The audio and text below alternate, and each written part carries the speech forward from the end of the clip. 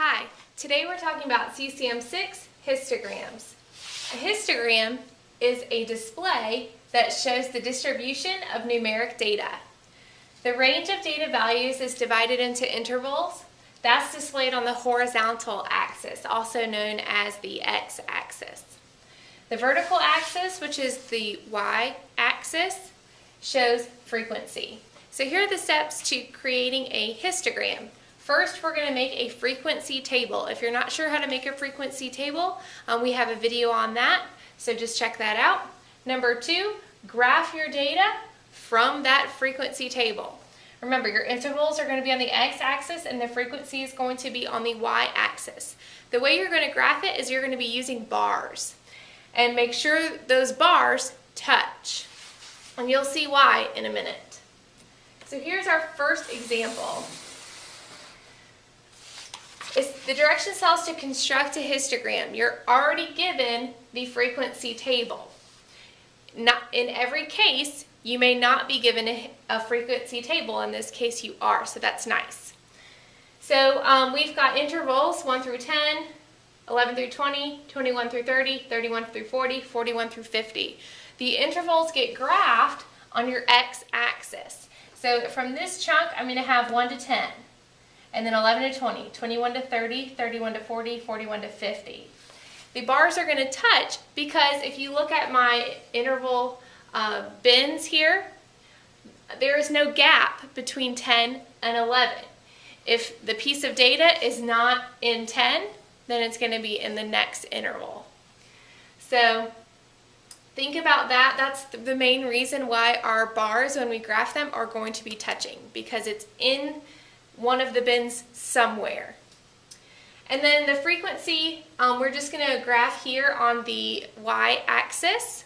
So the first one was 1 through 10. It had a frequency of 3. So I'm going to actually create my bar here, and I'm just going to draw a line up to the number 3, and that's my first bar. You can shade your bar. You can draw zigzags or polka dots or whatever you like in your bar, just as long as you've gone all the way up to 3. My next interval should go up to 5. So what I'm going to do is I'm going to go up to 5. Try to make your lines as straight as possible. It's weird for me because I'm trying to write at an angle here. That's why I might shade it in later, just so you don't see all my flaws in my graph.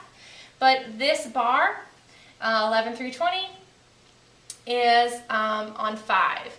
And you see how my 2 bars are touching here. They're sharing a side. The next bar goes all the way up to 6. And so there we go. Then it goes to 4. 4 would be about right here. And then my last one is 2. So 2 is about right here. So you see here, I've got my histogram. I wrote intervals down below and frequency on the side here. Normally we would make a title for our histogram. We don't really know what this is for, so it's hard to create a title, but I'll just write histogram number 1. And that can be our title for now. So there we go, pretty simple. Let's go on to example number 2. So number 2, I have 6th grade students decided they would survey other 6th graders to determine how many DVDs each student owns, and here are the results. So as you can tell, my interval frequency chart has not been filled in, so that's going to be our job to do that. And then here I have my graph that I'm going to shade with bars. So the first thing we need to do to make a frequency table is to figure out what my intervals are going to be. My smallest is 2. My largest is 39. Looks like 39. So if I have 4 slots here, then I can go from 0 to 9, 10 to 19, 20 to 29, 30 to 39. And as you can see, all of my intervals here will collect all of my pieces of data because I'm as as low as 2 and as high as 39. And so I'll be able to fit all of my pieces of data in one of the intervals somewhere. To create the intervals, they have to have the same amount of numbers held within. So I have 0, 1, 2, 3, 4, 5, 6, 7, 8, 9. I have 10 possible numbers that I could put inside that interval. So 10 options, and it has to be even all the way through. So I've got 10 options there, 10 digits there, 10 numbers there. And then notice that your intervals, there's no gap between this interval and the next. So it goes from 9 to 10. So wherever my data is, it's going to fit in one of those locations. What you're going to do now is you're going to find all the pieces of data that are between 0 and 9. You're going to count them up and you're going to put it here in the frequency.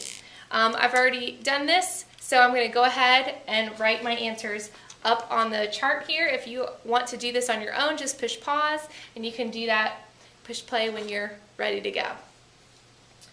So we have 6, 18, 10, and 4. Okay, so now that we have our data, we're just going to go over here to our frequency, our histogram. We're going to title it. So DVDs, or I'm going to put number of DVDs. And you can be more descriptive with your title if you need to, but this is just practice. So I also need to fill in my intervals with the intervals that we chose earlier. So it's going to be 0 to 9, 10 to 19, 20 to 29, and then 30 to 39. If you can't fit in your interval in the space, you can always tilt your numbers so they fit. And then we're just going to draw some bars. I'm going to go all the way up to 6. Now if you notice, I made this interval y-axis, I made it count by 2s. The reason I made it count by 2s is because I know how to go all the way up to 18. So be mindful when you're making your axes and you're labeling them that you give yourself enough space to draw your bars. It's kind of like planning ahead.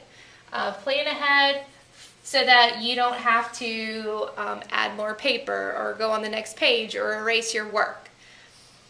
The next bin had 18 results, so let's go, I'm going to go all the way up to 18, which is about right here. And again, just do the best you can. Try to make it as neat as possible. The next one went to 10. So it'd be about right here. And I'm going to shade every other bar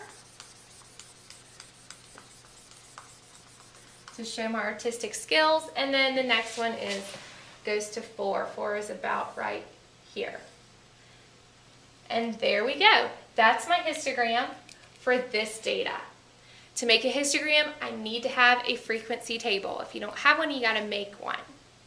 All right, you've got 2 problems to go. This is on your own. Press pause and do the problems on your worksheet. When you're ready, push play and I'll do them for you on the board. If you don't have a worksheet, just wait until I reveal the questions on the boards and then you can go from there.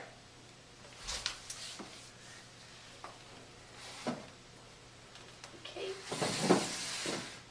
All right, you try number 1.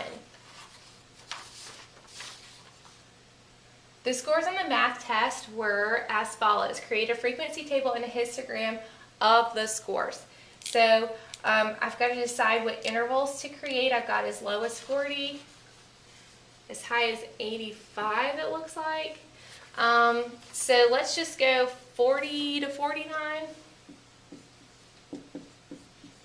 50 to 59, 60 to 69, 70 to 79, 80 to 89. Remember, you can have as many intervals as you want. The best option really is to have between 4 and 6 different intervals. The reason is you don't want to have a really, really long frequency table with histogram with lots and lots and lots of bars that just go on forever. So you want to have maybe 4 or 5 different intervals. And then you just go through and you collect the data. So I count up all my pieces of data that are between 40 and 49, 50 and 59, and so on. So I had 1, 1, 3, 3, and 3. Over here on my chart, I'm going to fill in intervals, frequency. My intervals were 40 to 49, 50 to 59, etc.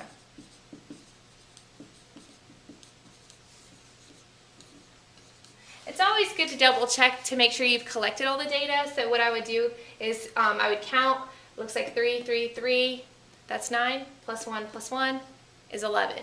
So it looks like I have 11 pieces of data, and then just go back through to make sure you have all 11 pieces of data accounted for. Once you do that, let's make a title. It looks like math test scores.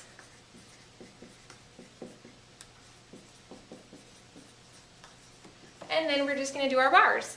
So looks like we've got 1 that was 40 to 49, 1 that was 50 to 59, 3 that was 60 to 69, 3 70 to 79, and 3 that are 80 to 89. There you go. There's your histogram and your frequency table of this data. Just remember, it is possible to have 0 as a frequency. That would just mean that you have no bar there in that bin or that interval.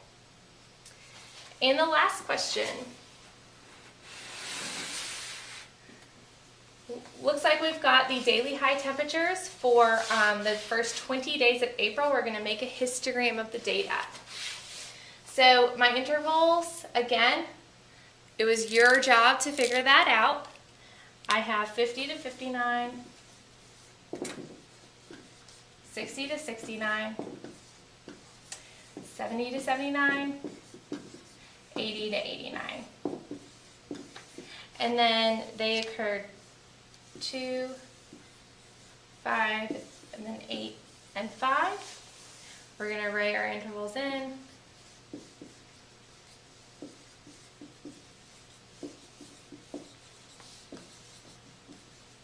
And then make a title. So this is daily high temps. And then just draw our bars. That's the last step. So I've got 2 for the first interval, 5 for the next, 8 for the next one, it's all the way at the tippy top, and then 5 for the last one. And you can see that the majority of the data falls within 70 to 79 degrees, and with only 2 days of April landing in the 50 to 59 degrees. So looking at a histogram, it tells you a lot of information about the data, and it also is going to tell you about distribution, peaks, outliers, etc., which we'll talk about more in the coming videos.